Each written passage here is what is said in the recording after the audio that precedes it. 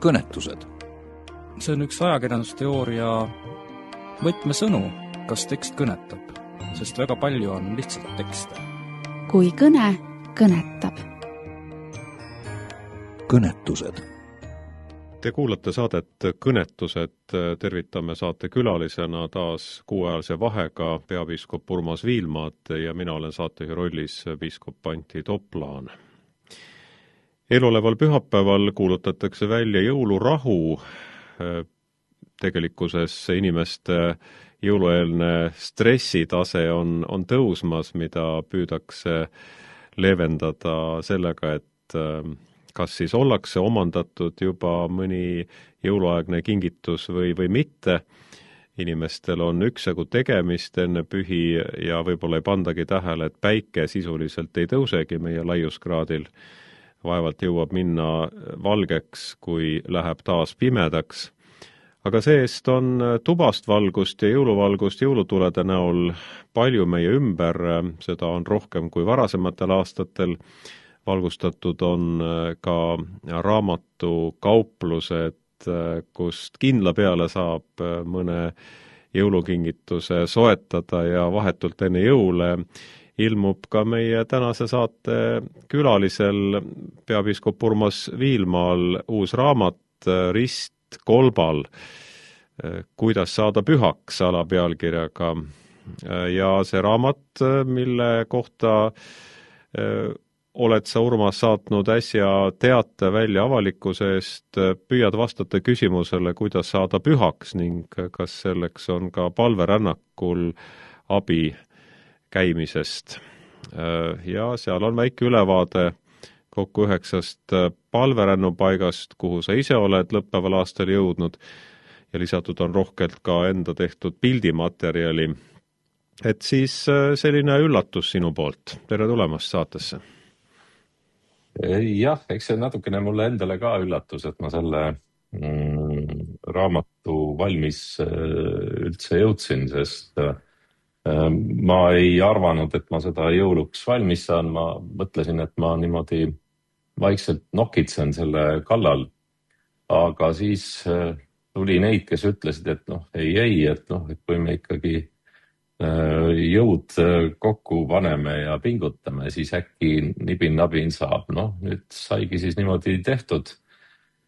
Ja ma väga loodan, et trükikojast jõuab see raamat välja vahetult enne jõulu, nii et ma saan seda esitleda siis 21. detsembril pärast Toomkiriku jumalateenistust, mis algab kell 11 ja esitlus siis pärast seda kuskil 12:30 paiku. See täidab teatud mõttes nagu 2 funktsiooni see raamat. Ma väga tõsiselt seal tegelen pühaduse teemaga, et mis või kes on püha, kuidas saada pühaks, kas selleks peab midagi eraldi tegema, milline peaks olema meie usk sellega seoses, kas palverännakud on selleks nagu õige meetod, inimesed ju käivad, eestlased ka üha rohkem. Ja mis on läbiv teema, mis on võib-olla meie Luteri kirikus pisut võõras veel või tundmatu, on Jeesus palve kui palvemeetod, millest ma ka läbivalt kirjutan ja eraldi peatüki sellele pühendan, kuna see on üks palve, mida ma olen ise juba 10 aastat palvetanud ja julgen seda soovitada. Ja see üks funktsioon sellel raamatul on siis tegeleda selle pühaduse küsimusega ja kas Aatose mäe kloostris nähtud kolbad ristimärgiga siis mis on sinna tekkinud loomulikul teel. Kas need on märk pühadusest, nii nagu Aatose mäel sellest ka ju räägitakse. Ja sealt tuleb ka see küsimus, kas minu kolbal on ka süke ristimärk. Ehk siis seda siis kunagi võib-olla keegi näeb ja võib-olla ei näe mitte keegi. Ja teine funktsioon on tegelikult natukene jagada oma selliseid läbi palve reflekteerimise neid pühaks saamise paiku, kus inimesed käivad otsimas pühadust, ehk siis palverännu paiku. ja ma olen sinna ritta pannud tõepoolest 9 kohta. 10 on teatud mõttes kodukirik. 9 kohta alustan Pühast Maast, vahepeale jäävad kopti kirikud, Kapadookia kloostrid mägedes või siis koobaskloostrid. On mul seal ka peatus Roomas, ka Wittenbergis, lõpuks ka Tesees ja jõuan, nagu ma ütlesin, kodukirikusse välja, aga ega ma väga palju rohkem ei taha sellest rääkida. See ei ole reisikiri. Ta on pigem selline palvemõtisklus läbi nende teekondade ja ka pilte on palju. Selles raamatus on üle 200 väga hea kvaliteediga pildi. 98 või 9% nendest on minu enda pildistatud, mõned üksikud vaid olen palunud kellelgi teisel sinna lisada. Ja need on põhiliselt need, kus ma ise olen sattunud peale. Ma väga ennast ei eksponeeri seal selles mõttes piltide peal, aga paar sellist tähenduslikast pilti siiski on. Ja mõtlesin, et ma sellise asja kirjutan ja seda on ka küsitud. Eesti kiriku ajaleht juba küsis suvel, et sa käisid Aatose mäel, kas sa oleks nõus kirjutama. Ma ütlesin, et ei, ma lehes ei kirjuta, et võib-olla ma kunagi raamatus kirjutan. Nüüd ma natukene sellest raamatus ka kirjutan. Nii et kui keegi on huvitatud, siis saab tulla esitlusele ostma seda raamatut või saab ka praegu ette tellida. Minu Facebooki lehel on selleks kõik info olemas. Ja kes saab ette tellida, võib ka selle raamatu kätte saada postiga, tõsi küll, mitte enne jõulu. Nii et jõulukingiks, kes soovib seda raamatut soetada, peab tulema esitlusele kohale või siis 2 päeva veel konsistooriumis või 1,5 päeva enne jõululaupäeva saab ka konsistooriumist. Ja pühade ajal ma loodan ka tegelikult Toomkirikust, mis on pühade ajal lahti, on võimalik seda raamatut soetada. Ja muidugi ette tellides on raamat oluliselt odavam kui hiljem. Ja rääkimata sellest hinnast, mida ma veel ei tea, millega neid võiks hakata raamatupood müüma. Nii et see hind ilmselt erineb väga palju sellest, mis praegu selle raamatu hind on. Öeldakse, et kui kirjanikul saab mõni raamat valmis, kui ta selle annab kirjastele üle, siis ta on andnud nagu ka õigused ära ja siis ta hakkab see teos nagu elama omaette elu, aga kirjastajad muidugi ütlevad, et kui vahetult enne jõule raamat ilmub, siis on juba lootusetult hilja seda turustada, aga tegemist ei ole siis ainult jõulueelse nii-öelda ka meie saates reklaamiminutitega, vaid sellise sissevaatava või tagasivaatava tekstiga koos pildimaterjaliga. Seda on isegi vist žanriliselt keeruline määratleda, et kas ta on selline mõtisklev raamat, aga sinult on ilmunud varem ka Ristide rännaku tekste, mis on ka üsna praktilises kasutuses, kui me mõtleme Suure Reede ristirännakutele või selle nii-öelda vaimus läbi tegemiseks või ka üksinda rändamiseks, et kas seda raamatut sinu jälgedes käijad võiksid ka kaasa võtta nendesse pühapaikadesse? Põhimõtteliselt võib. Nagu ma ütlesin, et ma ei täida sellise reisipäeviku funktsiooni, aga ma tõepoolest kõikides nendes paikades, kus ma olen peatunud, ma siiski markeerin ära olulised kohad, miks sinna minnakse, räägin natukene taustast ka ja pigem siis pisut reflekteerin. Ma väga detailidesse ei lähe, aga seal on ka sellised, kuidas ma ütlen, väikesed informatiivsed kastikesed või ruudukesed, mille sisse ma ka panen täpsemat infot. Ja põhimõtteliselt on ta kasutatav ka sellise väikese abivahendina, aga ta võiks ka ilmuda täiesti ilma piltideta, ehk siis tegemist on pigem sellise mõtiskleva raamatuga, mõtisklus pühaduse teemal.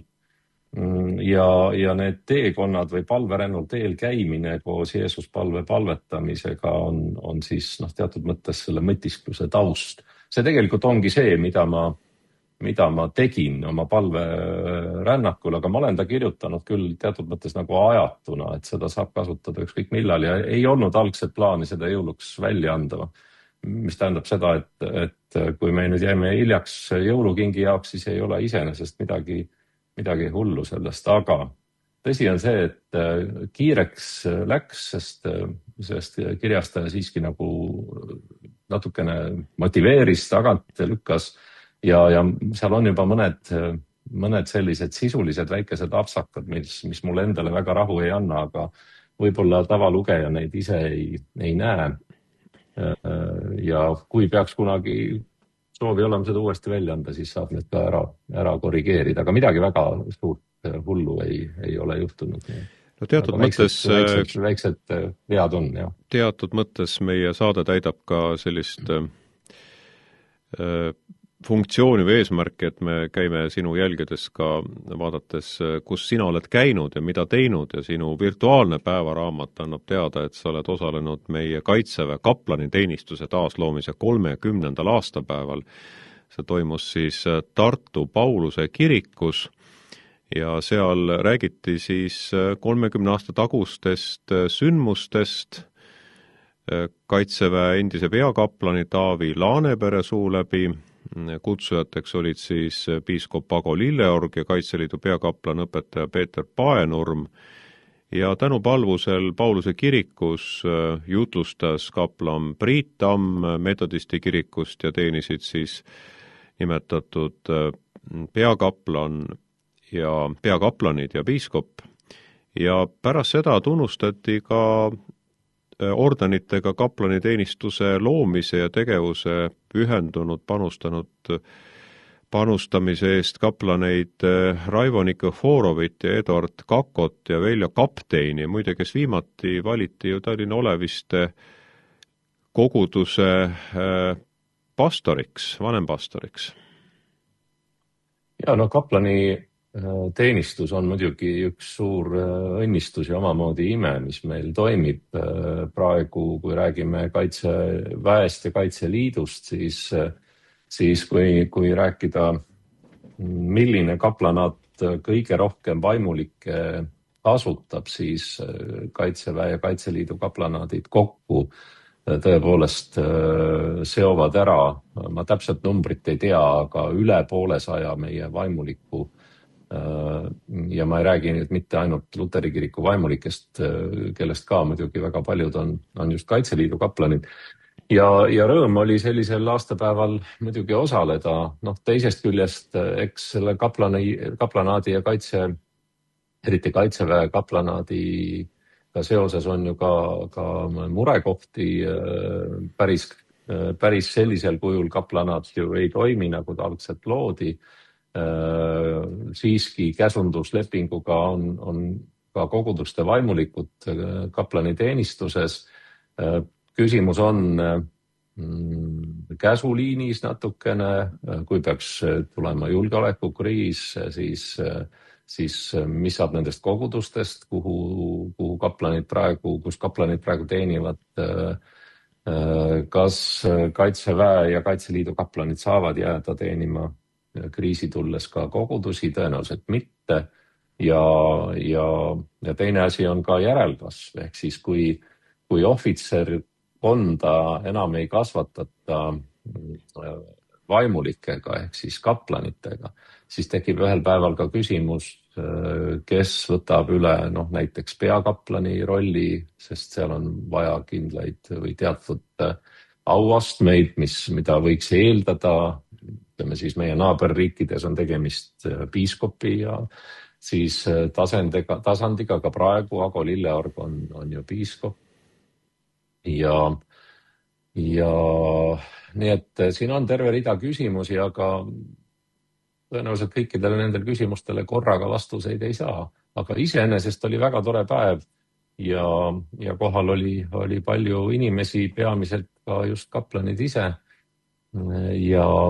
Ja oli väga meeleolukas. Mina siis esindasin seal Eesti Kirikute Nõukogu, kus ma siis ka presidendina väikese tervituse ütlesin ja kingituse üle andsin.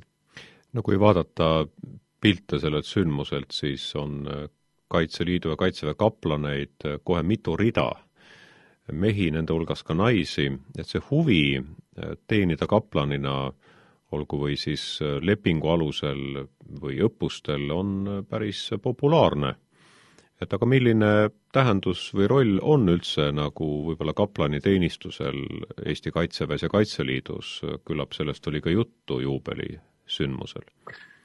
No eks Kaitseliidu ja Kaitseväe kaplanite peamine roll, eriti Kaitseväe kaplanite roll on ju tegeleda Kaitseväe teenistuses olevate inimeste hingehoiuga. Ehk siis võiks siis öelda kõige lihtsamalt, et sõdurite hingehoid ja nende vaimulik teenimine. Nüüd rollikonflikt tekibki natukene Kaitseliidu kaplanitega. Ehk siis Kaitseliidu kaplanid peaks samamoodi hoolitsema kaitseliitlaste hingehoiu eest ja vaimuliku teenimise eest, aga kui tegemist on samalaegselt koguduste õpetajatega, vaimulikega, pastoritega, siis nad peaksid ka koguduste teenimist ju jätkama. Ja kogudusi teenides on vaimuliku ülesanne teenida kogukonda, mitte väga kindlat rühma sellest kogukonnast ainult. Aga eks kaplani roll on teha vaimulikku tööd selleks, milleks kutsutud meid on ja seda tööd teha. Miks see nii populaarne on? Ma ei oska öelda, kas ta on oluliselt populaarsem praegu, kui ta oli 5 või 10 aastat tagasi, sest Kaitseliidu kaplanite hulgas ja omal ajal ka Kaitseväes oli neid vaimulikke rohkem. On ikkagi meie vaimulike ja teiste koguduste kirikute vaimulikega omajagu.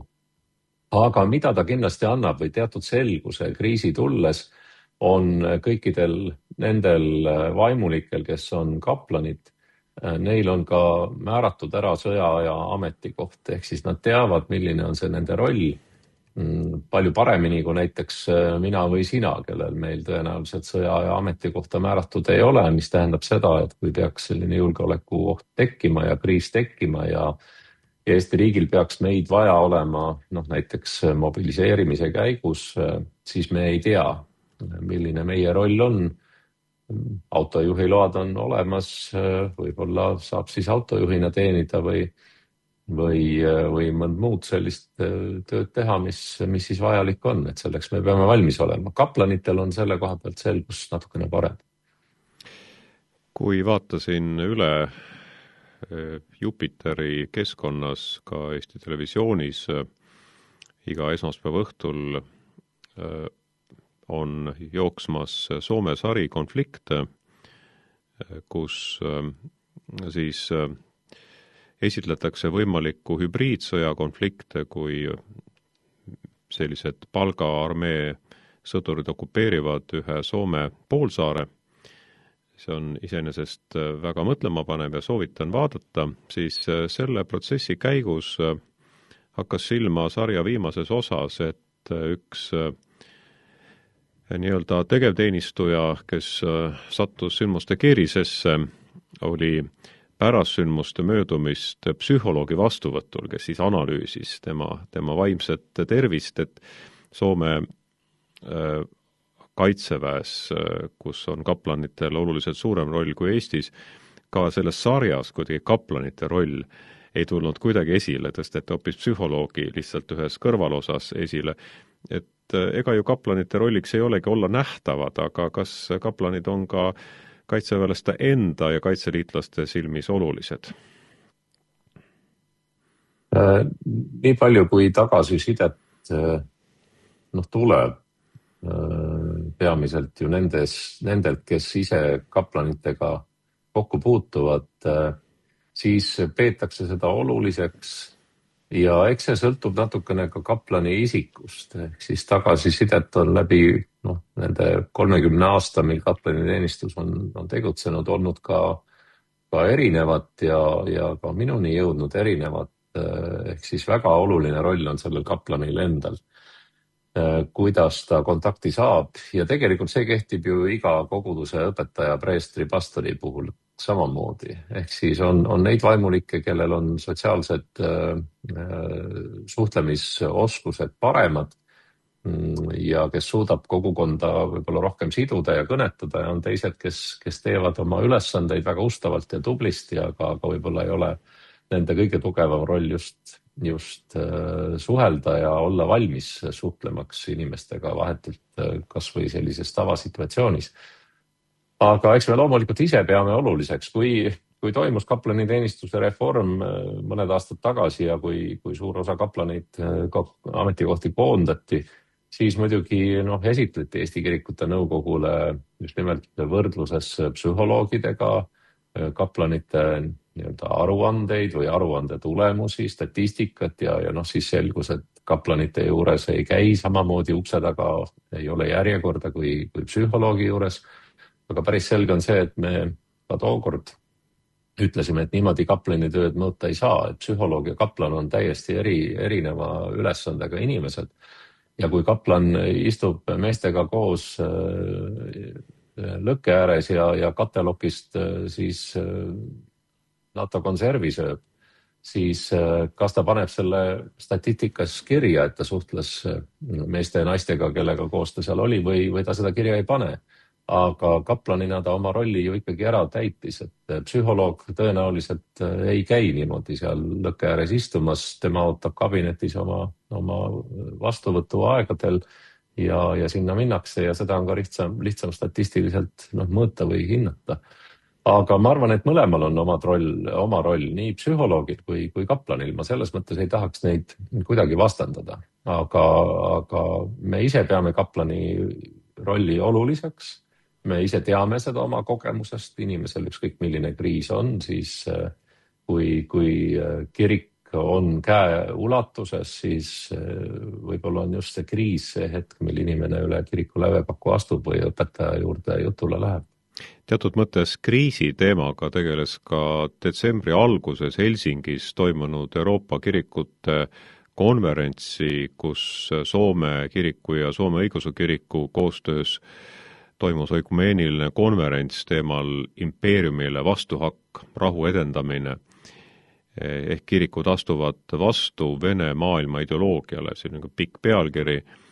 See konverents tõi kokku kirikujuhid, et uurida Vene maailma narratiivi, ideoloogilisi juuri ja selle kasutamist imperialistliku agressiooni õigustamiseks. Ühtlasi oli sündmuse eesmärk tugevdada Euroopa kirikute suutlikkust reageerida sõda õhutavate poliitiliste ja usulistele retoorikatele, eriti arvestades Venemaa sissetungi Ukrainasse. Ettekandjad oli seal paljudest erinevatest riikidest ja kirikutest, õigeusklikke, katoliiklasi, luterlasi ja teiste kirikute esindajaid. Ettekande pidas ka Tartu Ülikoolist Priit Rohtmets ja sinul oli võimalus olla ühel sessioonil moderaatori rollis. Mis jäi sedavõrd aktuaalsest teemast peetud konverentsi ettekannetes sinu jaoks enim kõlama? No võiks öelda, et see konverents oli suhteliselt ühesuunaline, ehk siis diskussiooni väga ei tekkinud, sest tähelepanu alla oli võetud just nimelt see Vene maailma ehk Russki mir, selline ideoloogia ja Vene õigeusu kiriku roll selles ning Vene õigeusu kiriku või Moskva patriarhaadi teatud mõttes siis partnerlus või ühiselu Kremliga ja Kremli siis imperialistlike selliste soovide ja taotlustega. Ja kõik ettekanded 3 päeval ja ka rühmatööd tegelesid tegelikult selle küsimusega ja kui meie ise siin Eestis oleme ju teatud mõttes selle teema keskmes, siin Riigikogu on võtnud vastu avalduse, Riigikogu on muutnud kirikute koguduste seadust, president on jätnud selle välja kuulutama, viidates just sellele, et on küsimus ka usuvabaduses, selle võib-olla riives, aga ka peaasjalikult selles, et kas saab juba olemasolevate teiste seaduste alusel täpsemalt kontrollida näiteks, kas mõni kirik, sealhulgas siis Eestis tegutseva Vene õigeusu kiriku siis oks või haru on meie julgeoleku jaoks ohtlik või mitte. Ehk siis see teema oli väga selgelt seotud sellega, mis oli minu jaoks võib-olla kõige huvitavam, oligi kuulda väljaspool Eesti konteksti, kui tõsiselt sellesse teemasse suhtutakse, millised on erinevate kirikute kokkupuuted siis Vene õigeusu kiriku ideoloogilise sellise survega. Milline on olnud see käitumine? Kohal oli ju Ukraina kirikute päris suur delegatsioon. See, mismoodi Ukrainas on toimitud. Meile toodi ka päris sellist karmi statistikat selle kohta, kuidas, kui esimestel aastatel pisutki püüti jälgida seda, et pühakojad või siis ka kloostrid ei osutuks rünnaku alusteks, siis täna enam seda ei jälgita. Vene pool, kes sõdib Ukrainas, ei tee mingit vahet enam, millise objekti suunas tuld antakse. Toodi ära statistika, et 643 kirikut, pühakoda, erineva konfessiooni pühakoda, sealhulgas siis ka kirikud, aga lisaks ka mosseed ja isegi sünagoogid on muutunud varemeteks või saanud vähemalt osaliselt sattunud löögi alla. 47 preestrit ja pastorit on tapetud alates sõja algusest ja 16 preestrit ja pastorit on hoitud siis vangis või hoitaksegi praegu siiamaani vangis. Ja see näitab, et hoolimata sellest, kuidas Vene õigeusu kirik üritab Moskva poolt seda sõda siis näidata ja õnnistada sealhulgas, on see sõda väga selgelt täna ideoloogiline ja võiks siis öelda ka nagu väärtuseid ründab.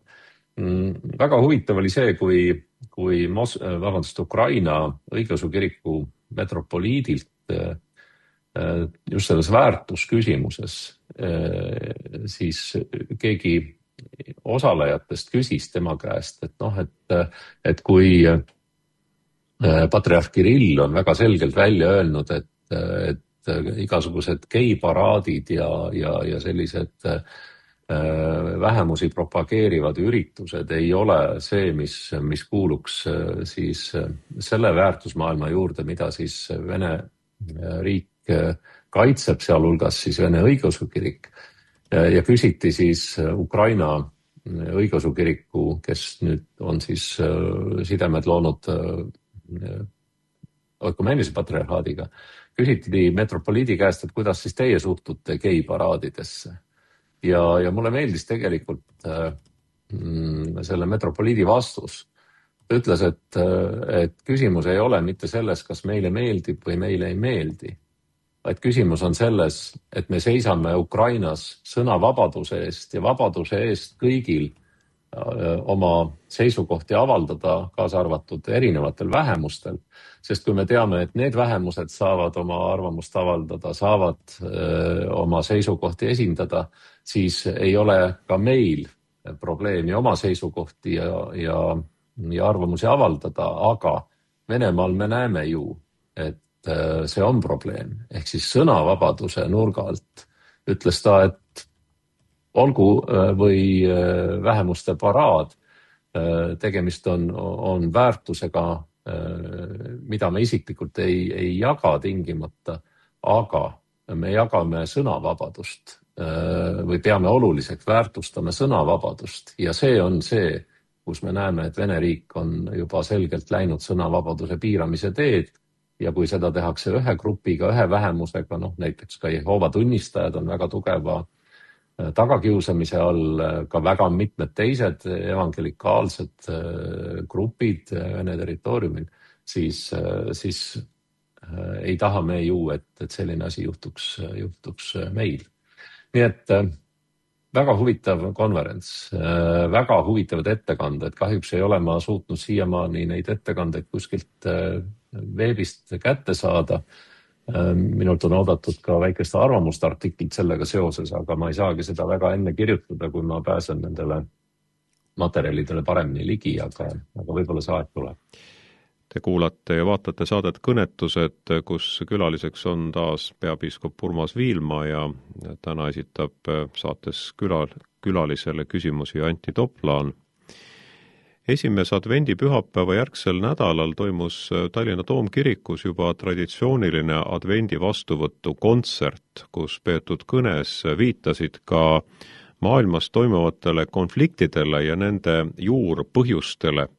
Tsiteerin sind: kui inimene asub maailma parandama ilma Jumalata, siis asub ta enamasti parandama kõiki teiste vigu ühiskonnas või riigis peale omaenda südames olevate vigade ja just sealt algabki vägivald. See tsitaat on sinu kõne lõpust, kus sa viitad just nimelt konfliktidele näiteks Ukrainas, millest rääkisime ka saate esimeses poole lõpus. Jah, selle advendi vastuvõtu ja advendi kõne traditsioon läheb juba aastasse 2011, kui peapiiskopiks oli Andres Põder ja kui mina olin tol momentil Tallinna Toomkooluse õpetaja ja meie kiriku kantsler, kui me sattusime arutama sellel teemal, et väga erinevaid kohti on, kuhu peapiiskopi ja kiriku esindajaid kutsutakse, aga meil ei ole väga kohta, kuhu vastukutseid saata. Et loomulikult me saame öelda kõikidele, et tulge meie jumalateenistustele, aga päris samaväärne ühiskonna esindajatele see jumalateenistuse kutsumine ei ole. Samuti oli küsimus, et kas peapiiskopil oleks võimalik kuskil oma sõnumit edastada, mis ei ole mitte ainult jutlus. Ja sealt see traditsioon algas vahepeal küll Covidi ajal, pandeemia ajal aastal 2020 ja 2021 oli 2 aastat pausi. Aga on päris huvitav näha, kuidas siis ka sinna ikkagi kutsutud saabuvad ja kuidas see ka kajastamist leiab. Mingit poleemikat tavaliselt minu kõned ei tekita või ei järgne sellele ajakirjanike jutusaateid. Aga isiklikul pinnal tullakse ja tagasisidestatakse päris sageli, et kui kohtun mõne inimesega, kes on siis ka seda kõne lugenud, näiteks siis meie Eesti Kiriku või E-Kiriku või ka ERR-i portaalist, siis antakse tagasisidet küll.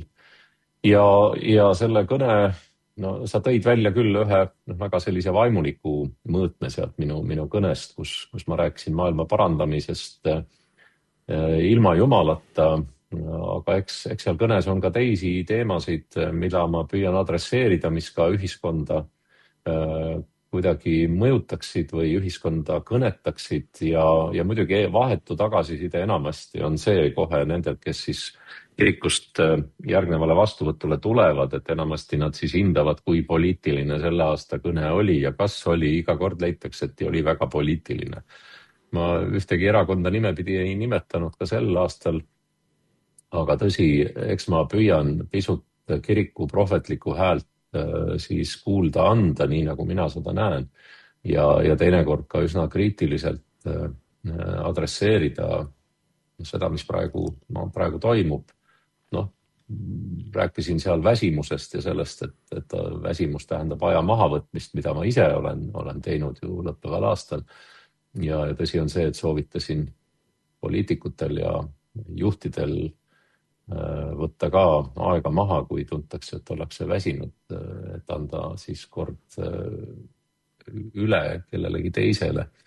Aga ilmselt seda ju kuulda otseselt ei võeta. Kui Vabariigi presidendi kõnet selle pidamise järgselt, olgu Vabariigi aastapäeval või siis 20. augustil Roosiaias küsitakse, et mis teile meelde jäi, kuidas see teid kõnetas, siis nüüd on võimalik kõne autori käest otse küsida. ERR, nagu sa viitad, avaldas ka selle kõne täismahus ja sealt tõsteti esile sinu tsitaat, siis loen selle ette. Vahel tundub poliitilist retoorikat kõrvalt jälgides, et ainus võimalus Eesti elu paremaks muuta on esmalt teiste poliitiliste jõudude ülesehitatu maha lammutamine. alles siis tundub, et saab jätkata seda, mida iseseisvuse taastamise eesmärgil 35 aastat tagasi alustati. Ja sa ütled, et tegelikult me ei pea enne riiki maha põletama, kui soovime seda hakata üles ehitama. Tsitaadi lõpp. Et võib-olla see siis on see, mis pani tagasiside inimesi ütlema, et see oli teatud mõttes poliitilise sõnumiga. No ütleme nii, et see kõne ju paigutub omavalitsuste valimise järgsesse aega, kus väga paljud omavalitsused vahetavad juhte ja natukene on siin nii Tallinna kui muude omavalitsuste konteksti.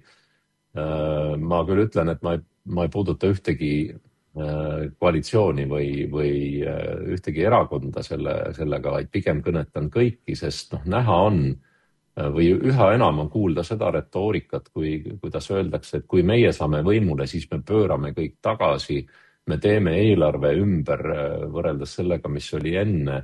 Ehk siis minule tekib selline, ja ma seda ka kõnes kasutasin, selline liivalossi ja liivakasti mänguna, et miks me ei ehita siis midagi sellist, mis ei ole liivalossina lõhutav. Et miks me ei ehita midagi, millega me võime kõik nõus olla ja rahul olla ja võib-olla oleks mõistlik siin siis ikkagi ühisosa otsida, aga tänapäeval tundub, et see vastandumine on nii selge ja nii muutumatu, et ainus viis ühiskonda edasi viia on, et kõigepealt me astume 2 sammu tagasi, muudame ära kõik selle, mis teised on teinud, paneme korraks aja seisma ja siis astume alles 1 sammu jälle edasi. Lõpuks tekib küsimus, et kas me kõnnime niimoodi 2 sammu kaupa tagasi astudes, 1 sammu kaupa edasi astudes, pigem ikkagi nagu tagasi, mitte edasi.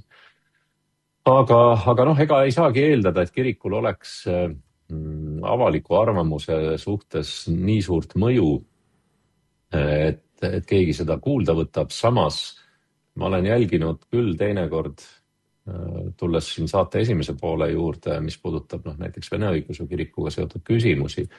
Ma olen tähele pannud, et kui ma olen kirjutanud paar artiklit Vene kirikuga seoses või ka patriarh Kirilliga seoses mõned aastad tagasi, siis sellele hakkasid järgnema mingisugused protsessid ühiskonnas, mida otseselt ei seostatud ei minu väljaütlemistega ega selliste küsimustega. Aga ma näen, et teatud mõttes keegi vist on lugenud seda, mida ma kirjutasin, sest midagi siis hakkas toimuma. Aga ma arvan, et kiriku roll ongi olla selline maasool, siis natukene anda soola juurde, ilma et sa teaksid, kas soola on pandud toidu sisse või mitte. Sa siiski tunned, et sool on maitsvam ja ma arvan, et meie asi ongi olla see omal kombel nähtamatu, aga siiski maitset andev ja maitset parandav või maailma parandav ülesanne on meie ülesanne. Teatud mõttes on selliste sõnumite avaldajad ka keerulises olukorras, sa pead selle sõnumi tuuma formuleerima esimese minutiga või panema lausa oma pealkirja. Ja kui sina seda ei tee, siis teevad seda sinu eest teised ja siis nemad rõhutavad seda, mis neile on sellest sõnumist jäänud kõlama ja see ei pruugi alati olla see, mida sina oleksid tahtnud, et kõlama jääks. See tähendab, et kui sa olulise teema oma jutluses markeerid ära selle 7. minutil, siis ilmselt enamik inimesi selleni ei jõua, ta lihtsalt ei loe nii palju. Aga võib-olla üks, millele ma sain ka vahetult tagasisidet kohe nendelt inimestelt, kes tulid vastuvõtule, tundus, et see, mis puudutas siis tehisaru teemat ja AI teemat, et see kuidagi puudutas ka ja sellele anti vahetult sellist tagasisidet, mis puudutab seda, et tehisarul ei ole tundeid. Ma oma kõnes ütlesin ka, et ärge võtke isiklikult, et tehisaru teid ei armasta. Olgem ausad, ta tegelikult õnneks ka ei vihka teid, ehk siis tehisarul ei ole lihtsalt südant, aga ei ole ka südametunnistust ja sellest lähtuvalt me kirikuna peame toimima ja võib-olla mis oli võib-olla uus selline teatud konstruktsioon, natukene võib-olla julge, ma ei oska öelda, kas päris üle piiri minek, aga oli see, et kui me ikkagi loovutame ära oma õiguse või oma kohustuse, oma vastutuse harida ja hoida ka tehisaru kui loomingut.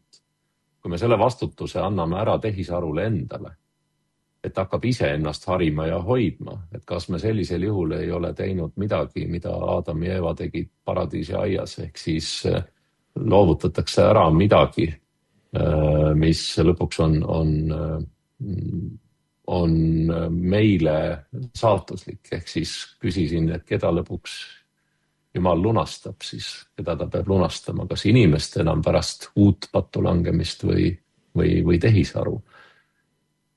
Ehk siis see, mida Adam ei teinud paradiisaias, arvati talle süüks või võiks arvata talle süüks. Aga sinu üks täpsem tsitaat tehisaru kohta kõlab nii, et tehisarul ei ole südant, ka südametunnistust mitte. Tehisaru võib sõnastada mõtteid, kuid mitte asendada mõtlemisvõimet, ta võib genereerida teksti, kuid mitte esitada tõde, ta võib pakkuda vastuseid, kuid mitte mõistmist. Jah, eks see seda ju ongi, ehk siis kõik, kes me oleme natukene proovinud, on see siis ChatGPT või mõni muu selline mudel, mida saaks kasutada, me ju näeme, et tehisaru on valmis, rääkides just nagu tekstitöötlusest näiteks, ta on suurepärane analüüsija, ta on suurepärane kokkuvõtete tegija. Aga ja ta on, kuidas ma ütlen, ilukõneleja, ta räägib väga ilusti, väga viisakalt, eks see sõltub natukene ka, kuidas ma ootan, et ta mulle vastab, ehk siis ta tegelikult peegeldab tagasi mind ennast. Ja see ongi võib-olla kõige ohtlikum seal, et iga ühte peegeldab tehisaru tagasi, mis tähendab seda, et minu südametunnistus peegeldub mulle sealt tagasi. Hea inimese soovid ja soovlikkus peegeldub tehisarust tagasi, aga samamoodi juhtub ka pahasoovliku inimesega. Sama juhtub ka sellega, kellel ei ole südametunnistust ja kes otsib tehisarult vastuseid küsimustele, kuidas valmistada pommi või kuidas viia läbi terroriakti näiteks. Ehk siis see on väga, väga ohtlik ja olen tähele pannud, jälgides ka Vatikani uudiseid, et uus paavst on mitmel korral adresseerinud neid samu ohte ja küsimusi. Ja on kirikuid meie ümber, kus tegeletakse tehisaru teemaga päris tõsiselt, on võetud eraldi inimesi selleks tööle, ressursse selleks järelikult on. Meie peame ise suutma olema kõikidel teemadel meistrid ja universaalselt head, eks me peame siis kiriku juhtidena ka mõtlema, milline on tehisaru roll või ülesanne tulevikus. Et ma arvan, et sellest on juba ligi aasta möödas, kus äkki oli see Soomes või kus kohas viidi läbi 100% tehisaru poolt ettevalmistatud jumalateenistus koos jutlusega ja kas mitte tehisaru ise ei kandnud seda kõike ka ette. Nii et küsimus siis on, et kas me oleme lõpuks asendatavad. Tundub, et oleme. Küsimus on, kas me laseme sellel juhtuda, kas me anname kontrolli ära või mitte. No siin on ka küsimus laiemalt kõigis ühiskonnaelu valdkondades, et kas näiteks juriidilist nõuannet võiks asendada tehisaru, kui riik tahaks selle pealt kokku hoida. Ja me peame tõesti kriitiliselt mõtlema, et kui meile tehakse mingi pakkumine, kas tegemist on pettusega, kes tahab meie nii-öelda sääste endale saada või kas tegemist on teenindajaga, päris inimesega või tehisaruga. Need on need meie ajastu väljakutsed. Võib-olla teatud üleminekuna advendikõnest, kus sa mainid ka meie identiteeti, ütled, et siin inimesed käituvad meie maal nagu Põhjamaades, kuid ei teadvusta oma kultuurilist seotust meid enim mõjutanud protestantliku ilmavaatega, et erinevalt muust Euroopast ei õpetata Eesti koolides noori ennast usuliselt identifitseerima. See on teatud mõttes refräänina käinud läbi kõikidest sinu kõnedest, advendikõne ka markeerib ära kõik olulised ja südamelähedased teemad, aga sellega seostub ka novembri lõpus Tartu Ülikoolis peahoones toimunud konverents Piibel ja luterlus, kus peetud ettekandes või tervituses sa ka tõdesid, et teoloogilise arutelu strateegia rakendamine, mida on sellel aastal siis arutelude aluseks võetud, ei ole pelgalt ühe töörühma või komisjoni ettevõtmine, vaid selle keskmes on terve meie kirik. Koguduste vaimulikud, akadeemilised teoloogid, aktiivsed juhid, kõik need inimesed, kes sooviksid aidata kaasa, et meie kirik jääks pühakirjale toetuvaks ning oma õpetuse selgeks ja identiteedis teaduslikuks kirikuks. Ja siis sa ütledki, et on vaja kiriku südamerahu tagamiseks meenutada, mis on meie usu kese, kuidas me usume, loeme ja mõtiskleme pühakirja üle, millisel viisil me anname oma luterliku õpetuse identiteet edasi järgmisele põlvkonnale. Ja minu küsimus on, et kas lõppeval aastal peetud aruteludes on sinu kui kirikuhi jaoks kõlanud vastused nendele küsimustele? Nende arutelude üks väga oluline, rääkides identiteedist, väga oluline nüanss ongi see, et me esimest korda läheme väga laiale pinnale, kaasates inimesi rohujuure tasandilt, ehk siis kogudustest. Ja ma siis ka korraks hüppan selle oma advendikõnas sõnastatud identiteedi küsimuse juurde tagasi siin juures. Ehk siis, kui ma siiamaani olen seda, nagu sa ütled, refräänina rääkinud sellest, peamiselt selles kontekstis, et meie koolis ei õpetata usundiõpetust, meie noori ei õpetata ka selles võtmes, et me elame kristlikus kultuuri kontekstis, et me tegelikult oleme kultuurikristlased, kultuuriluterlased ja sealt tuli see anonüümse luterluse siis viide, mis tegelikult kõlas esimesena just nimelt seal konverentsil Tartus, millel me praegu peatume. Et kui me koolis ei saa seda, kui koolis me uut põlvkonda ei õpeta seostama iseennast ja oma identiteeti oma pärandiga, kaasa arvatud luterliku pärandiga, siis järelikult, kui me ise kirikus ei kaasa oma tava kiriku liikmeid ja inimesi identiteedi küsimuse juurde, siis me ei aita ja ei toeta ka ise oma koguduste liikmeid ennast identifitseerima näiteks luterlastena või laiemalt protestantidena või kristlastena veel laiemalt. Ehk siis kui me tegeleme identiteedi teemaga ainult nii-öelda atmosfääri ülemkihtides, ehk siis teoloogid, vaimulikkond räägivad sellest ja tõdeb, et jah, me oleme luterlased või me oleme reformatsiooni alustel, püsime ja ainult pühakiri ja Kristuse kesksus, siis me peaksime sellest rääkima ka rohujuure tasandil, et ka meie koguduste liikmed, meie usaldusisikud vastutavatel kohtadel olevad inimesed, siis kogudustes juhtorganite liikmed, vabatahtlikud, et ka nemad iseenese jaoks mõtestaksid läbi, mis on see luterlik identiteet. Ja kõige parem on ju see, kui nad jõuavad selle sama tulemuseni. Selle võrra on nad tulevikus loodetavasti kindlamad ka ennast identifitseerima luterlastena, ka dialoogis teiste inimestega kogukonnas või ühiskonnas julgevad nad öelda, jah, ma olen luterlane või see või teine traditsioon meie või väärtus meie ühiskonnas ja kogukonnas põhineb just nimelt sellel, et me oleme olnud 500 aastat luterlik, me oleme olnud 1000 aastat, peaaegu 1000 aastat kristlik ja viimased 150-200 aastat oikumeeniliselt. Ehk siis kui inimesed suudavad ennast niimoodi identifitseerida, siis me oleme kindlamad oma identiteedis ja julgeme ka ilma hirmuta vaadata teiste inimeste peale ja nendega suhelda, ilma et me kardaks, et me kaotame oma identiteeti, sest kui endal identiteeti ei ole, sul ei ole midagi kaotada, siis ongi ainus võimalus võtta kellegi teise identiteeti üle.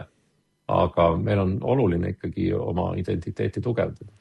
No kui sa räägid ühe kiriku identiteedist, siis kitsamas mõttes on ju igal kirikul ka oma nii-öelda organid, kes tema tegevust koordineerivad ja otsuseid vastu võtavad. Ideaalis, nii nagu ka luterlik kirik Põhjamaades ja Eestis on nii piiskoplik kui ka demokraatlik ja nii vaimulikkonnal kui ilmikliikmetel peaks olema kaasarääkimise õigus. Ja see on selline väga nagu tark tegutsemine, nagu kapten laevas, sa pead vaatama, et laev oleks ikkagi nagu püstiv, et ta ei läheks kreeni või ära jupuks või tormides vastu peaks. Ma nüüd ei tea, kas novembri lõpp oli meil üsna udune, kohati tugevate tuultega, aga novembri lõpus võõrustas Mustamäe Maarja Magdalena kogudus oma uues kirikus uue kirikukogu koosseisu esimest istungjärku.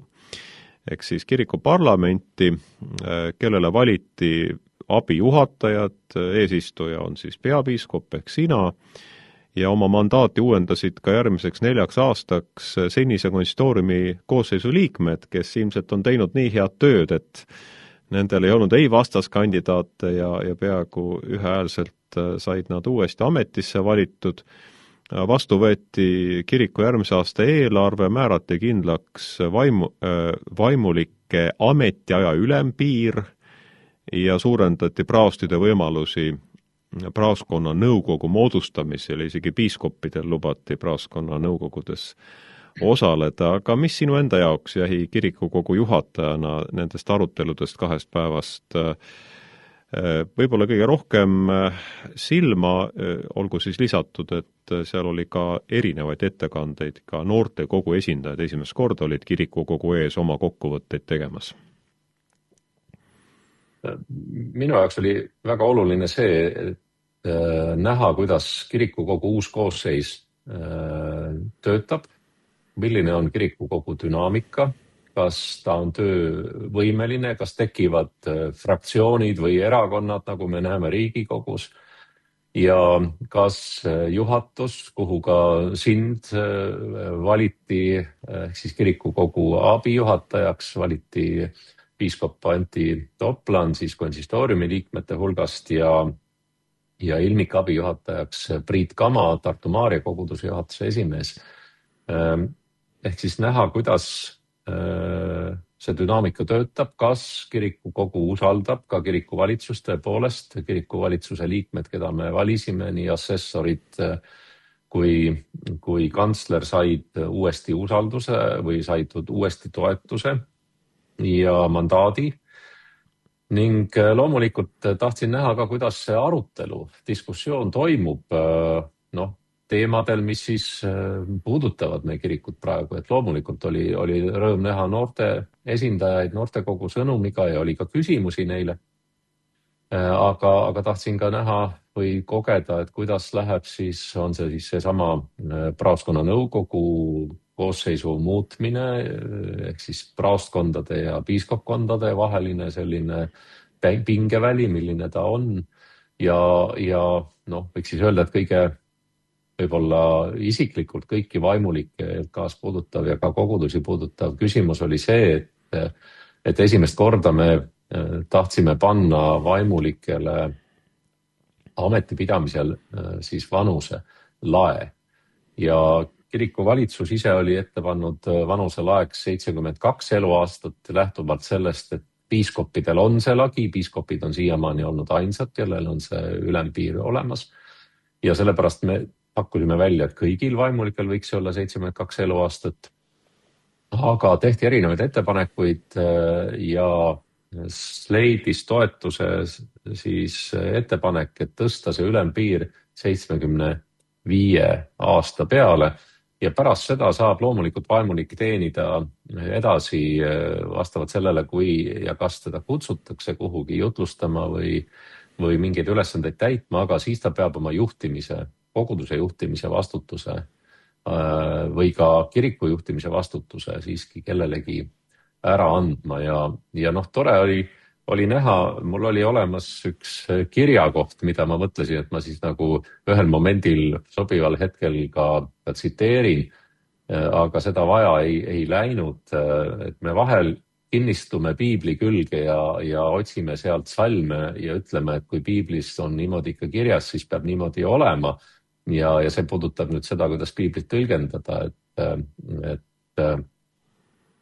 et piiblis on tegelikult öeldud, et 25-aastaselt peavad leviidid templiteenistusele asuma ja tõepoolest see ka on meie kirikus umbes nii, et 25-selt saab siis ordineeritud ja on seal ka öeldud 4. Moosese raamatus 8. peatükis, aga et alates 50. eluaastast saagu ta lahti teenistuskohustustest ja ärgu enam teenigu. Et oli huvitav vaadata, kuidas me vaidleme siis, ehk siis millel põhineb meie vaidlus. Meie vaidlus põhineb väga palju sellel, kuidas me ise leiame, et meil jõudu on ja me tahaksime teenida. Aga et kui me tahaksime ikkagi piiblist otsida vastuseid, siis me peaksime kõik 50-aastaselt juba templiteenistusest lahkuma. Me teame ju, et eks see ongi huumori võtmes siin praegu käsitletud. Me teame, et tegelikult suur osa meie vaimulikkonnast asub ordineeritud ametisse alles pärast 50. eluaastat, et see on tegelikult meie elu, nii et aga me otsustasime siiski ülempiiri seada 75 eluaasta peale ja ma arvan, et see oli väga hea ja konsensuslik otsus ja ei tähenda seda, et kõik vaimulikud peaksid lõpetama sellest hetkest jutlustamise. Tähendab see küll seda, et juhtimisvastutus ja koguduste või kiriku juhtimine tuleb siis anda sellest hetkest edasi kellelegi järgmisele. Ja me keegi ei ole asendamatud. Ehk siis, ja annaks Jumal, et me üleüldse 75. eluaastani siis kenasti hakkama saame ja vastu peame, et meil oleks seda vaimulikku võhma. Rääkisime siin ka puhkusest korraks täna.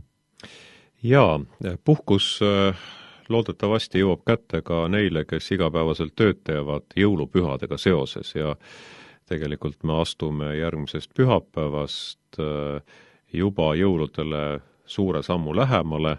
Saate alguses tuletasin meelde, et ees ootab jõulurahu väljakuulutamine, seda tehakse mitmes paigas, Kesk-Eestis, Tallinnas, Tartus, võib-olla veel mõnes kohas ja sa ise oled ka sellel aastal läkitanud kogudustele lisaks advendi kõnele, aga advendi tervituse, kus sa oled soovinud, et uuel kirikuaastal, mis on nüüd alanud, paistaks Kristuse valgus meie maal ja kogu maailmas, eriti seal, kus inimesed elavad kartuses, kus kurbus on suurem kui rõõm, kus vajatakse õiglast ja alandlikku kuningat, kes toob rahu.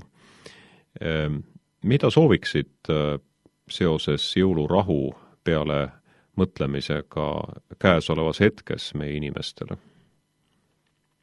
Ma võib-olla kutsuks inimesi otsima seda rahu iseenesest, et on asju, mida meie muuta ei saa. Meie ei saa muuta